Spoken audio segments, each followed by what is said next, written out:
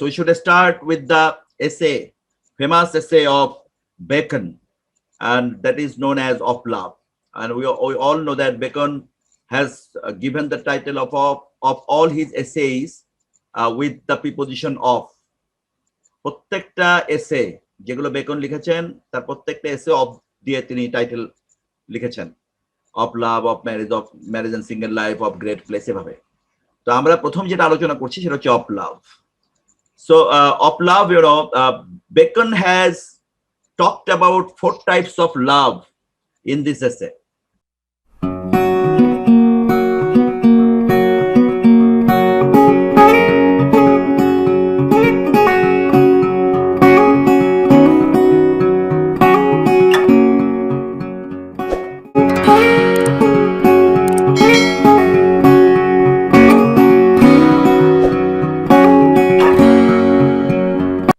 ভালো করে খেয়াল করবা যে বেকন এই এসেটার মধ্যে 4 ধরনের লাভের কথা বলেছেন। There are 4 types of love discussed in this essay by Bacon elaborately. Understand? সেই 4 ধরনের লাভ কি কি? একটা হচ্ছে সেন্সুয়াল লাভ, সেন্সুয়াস লাভ। সেন্সুয়াস লাভ যেটাকে আমরা সাধারণত লাভ বলে বিবেচনা করি। আমাদের মধ্যে লাভ কথাটা LOVE এতে বললেই আমাদের মধ্যে সাধারণত এই সেন্সুয়াস লাভ, যেটাকে ইললিগাল লাভ বলি, ইলেজিটিমেট লাভ, যে লাভের কোনো লিগালিটি নাই, এই ধরনের লাভকে বলা হয় সেন্সুয়াস লাভ, যেটাকে কার্নাল লাভ, সেন্সুয়াস লাভ, মান্ডেন লাভ, ইললিগাল লাভ, ইলেজিটিমেট লাভ। হ্যাঁ, এই লাভ। আরেকটা হচ্ছে ম্যারিড লাভ। 2 নাম্বার লাভ হচ্ছে ম্যারিড লাভ। একটা হচ্ছে সেন্সুয়াস লাভ, আরেকটা হচ্ছে ম্যারিড লাভ। আরেকটা হচ্ছে ইউনিভার্সাল লাভ। একটা হচ্ছে তোমার ইউনিভার্সাল লাভ, আর একটা হচ্ছে ফ্রেন্ডলি লাভ।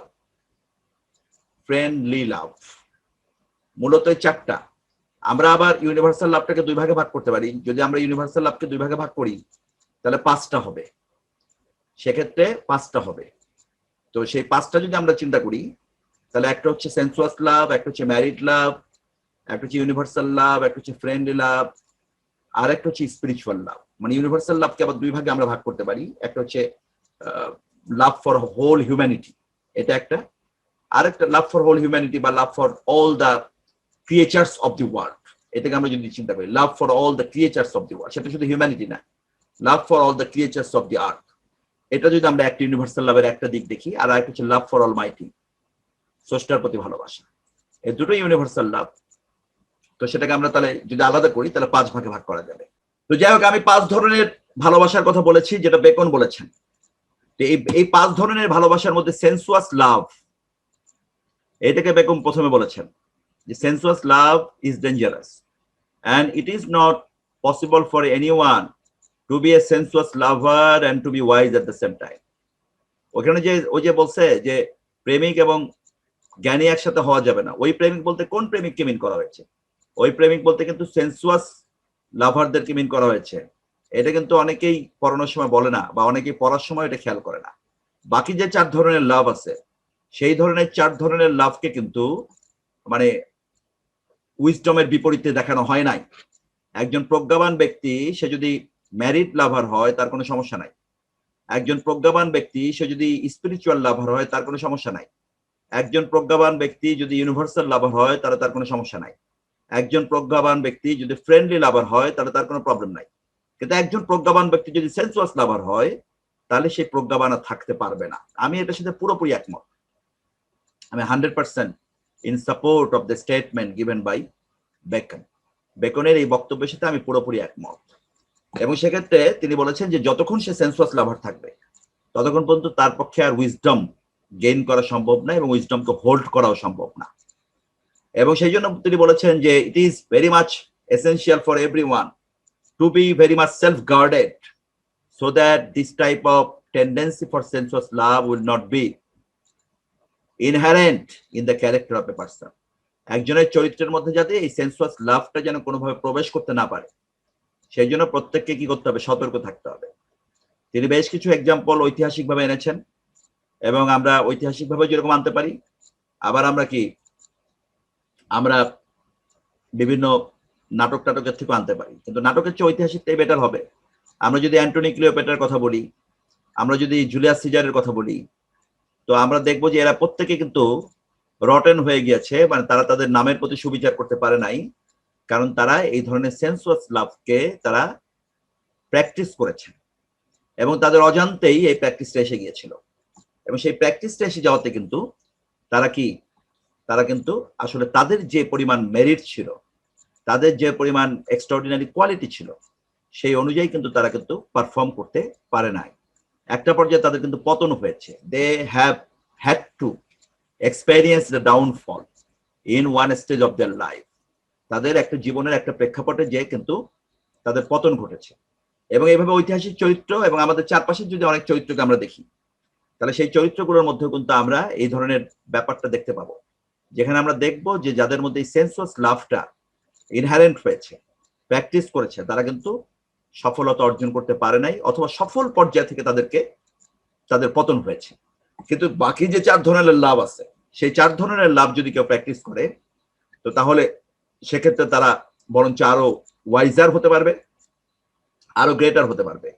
যেমন কেউ যদি স্পিরিচুয়াল লাভকে প্র্যাকটিস করে, তো তাহলে সে সেন্টে পরিণত হয়ে যাবে, সাধকে পরিণত হয়ে যাবে, দরবেশে পরিণত হয়ে যাবে, এবং তার মধ্যে তার যে নেতিবাচক যে বৈশিষ্ট্যগুলো থেকে সে আরো দিন দিন মুক্ত হতে থাকবে। স্পিরিচুয়াল লাভাররা অবশ্যই গ্রেটার হিউম্যান বিংসে পরিণত হতে পারে এবং তাদের মধ্যে কোনো ধরনের অনৈতিক কোনো কর্মকাণ্ড করার কোনো প্রবণতা আর থাকে না।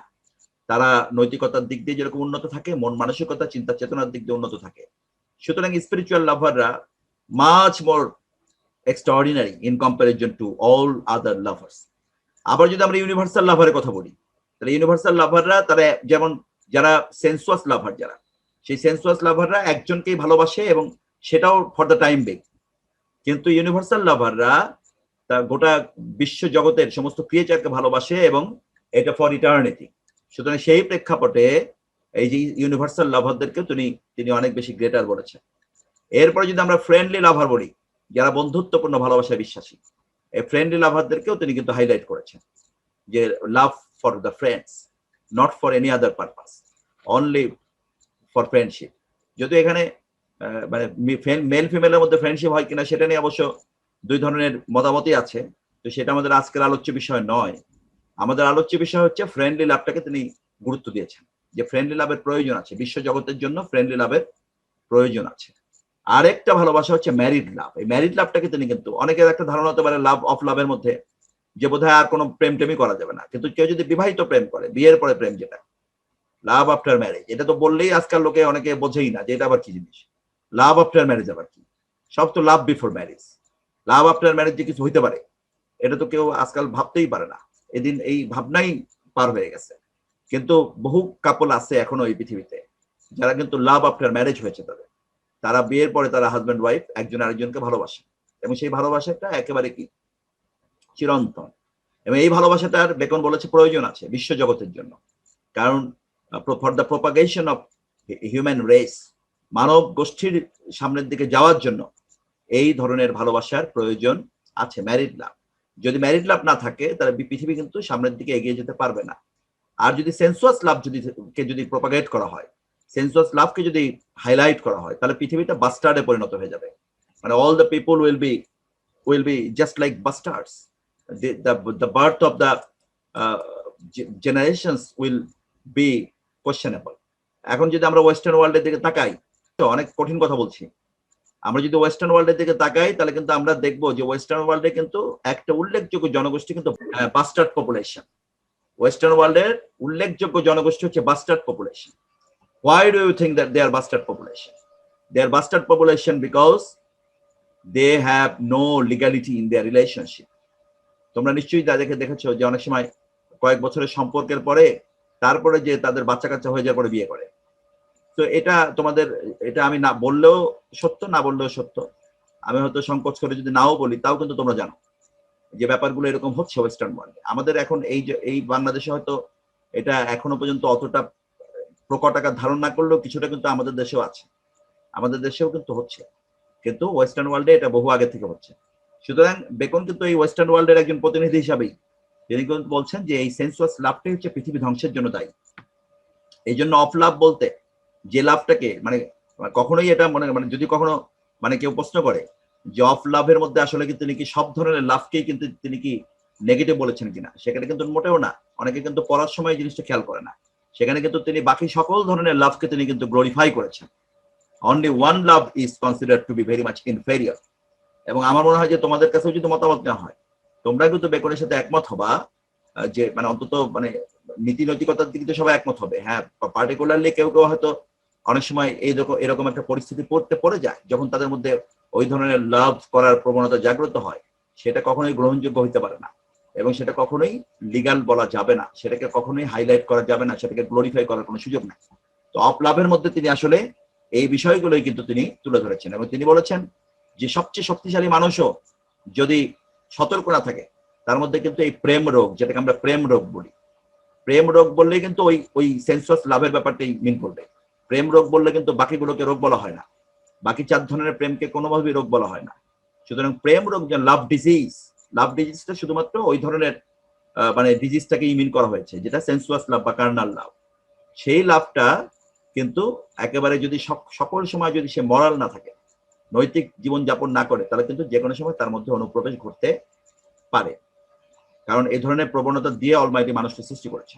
নৈতিকতা দিয়ে শুধুমাত্র মানুষ সেটাকে ওভারকাম করতে পারে। আমি একটা কথা প্রায় বলে থাকি, অনেকে মনে করে যে বিয়ে করলেই মানুষের বিয়ে করছে অতএব তার মধ্যে আর এই প্রবণতা থাকবে না।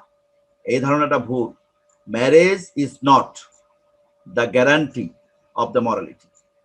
আবার unmarriage is not does not mean that a person cannot be moral before marriage. এটা এরকম না যে একজন মানুষ বিয়ের পূর্বে নৈতিক থাকতে পারবে না, ব্যাপারটা এরকম নয়। আর বিয়ের পরেও যে শুধু বিয়েটাই তার জন্য একটা গ্যারান্টি হবে, অন্য কোনো রিলেশনশিপ করবে না, এটা বলার কোনো সুযোগ নাই। বরঞ্চ নৈতিকতা হচ্ছে এখানে মূল ফ্যাক্টর। বেকন কিন্তু সেই জিনিসটাকে অফ লাভের মধ্যে হাইলাইট করেছে। সুতরাং অফ লাভের মধ্যে বাকি 4 ধরনের লাভটাকে তিনি হাইলাইট করে এই সেন্সুয়াস লাভটাকে তিনি বা কার্নাল লাভটাকে তিনি অনেক বেশি নেগেটিভ ভাবে উপস্থাপন করেছেন।